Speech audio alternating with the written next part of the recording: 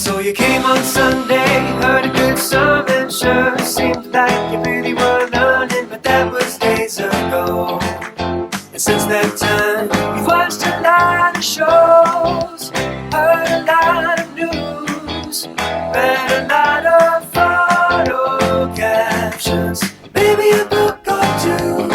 You got the information overload blues, made you forget the good news, need to remember the good news. So let's check up, let's check up. Pull up a chair for the midweek checkup now. Welcome to the Midweek Checkup.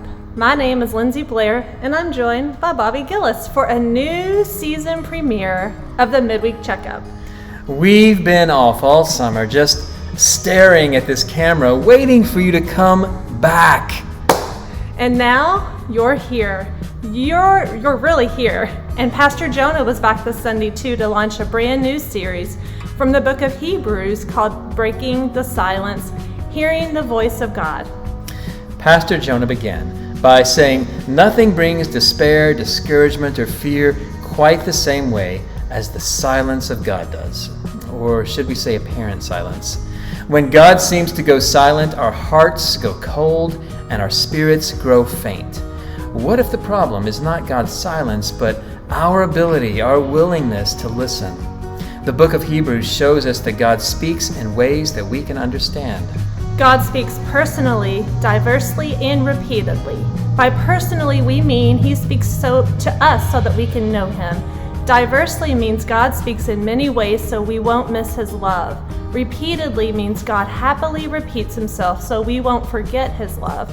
God spoke life and created life, and the crescendo of creation is a creature capable of hearing and understanding the words of God. God did not have to do this. And God happily repeats Himself so you will not miss it.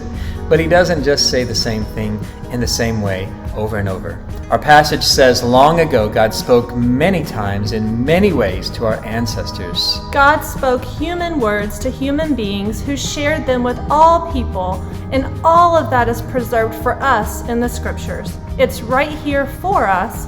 One of the reasons we, as the church, love the Bible.